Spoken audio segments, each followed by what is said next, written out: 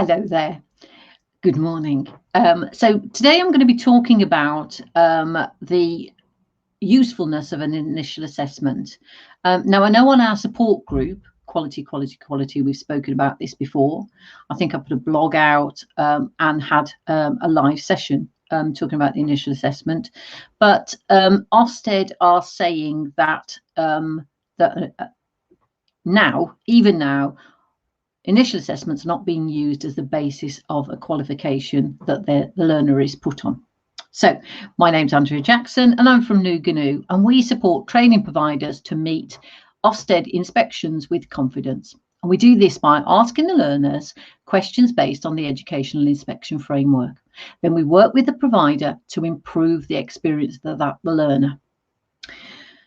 Right, I'm going to tell you a story. The story is a young man. He left college. He'd done his BTEC qualifications at college, and he got a job at a local estate agent. And he decided, yep, this is great. An estate agent is what I'd like to be.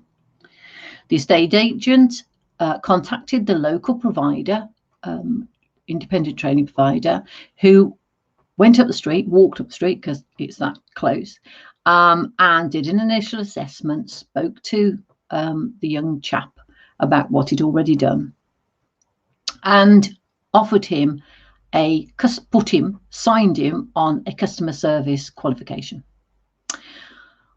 Unfortunately, the learner had already learned a lot of customer service from his business admin qualifications that he'd got at college.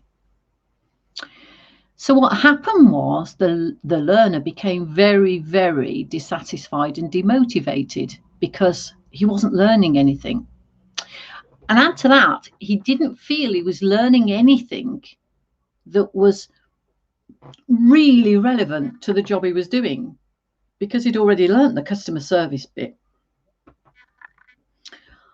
Why do you think the training provider went to that learner, and even though had got all of this information about the things that the learner had already done, tested his knowledge, why do you think then they offered him a qualification that he gained nothing out of?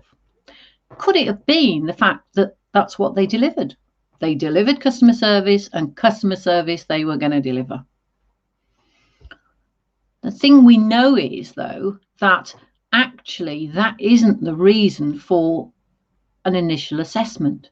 An initial assessment is to really find out what they need to do. Now, and if that training provider does not provide that qualification, they can find out somebody who does. Now, isn't that good? Because not only is the training provider speaking to the employer and going, do you know what, we will only offer what the learner needs, not only what we deliver. So they come across as a one-shot stop of qualifications. And also, obviously, the training provider is speaking to other training providers and they're collaborating together. And again, that makes it a stronger base. Absolutely something that we need at this moment in time. We all need to be working together. Marvellous. From a learner's point of view, learner's chuffed because you know what? He is getting a qualification with words of what he wants to do. He's doing that, which is fab. From an employer's point of view, the trust that that employer has with that training provider. So that is why it is pretty vital to use the initial assessment as the starting point. Because what we need to ensure is that we are meeting the needs of the learner, that the curriculum it goes in steps that cover what the learner needs to learn, that the learner is learning new skills and behaviour and not just going over old skills and behaviours that have already been taught. So what I want you to do is think about what do you think an initial assessment should look like? Now, you can pop your comments, obviously, underneath the live. Thank you for those that have watched live. Thank you very much. And for also the ones that will be watching in the comfort of their own home with the feet up and a cup of coffee. Again, thank you so much. But put your comment underneath. I'll be putting this on our Facebook support group, Quality, and I'll also put it on a couple of other websites, no, Facebook sites that I know that you look at it. So that and I am so grateful for all the comments that you give. Read every one of them. Really, really grateful. So comment on, please. That would be great.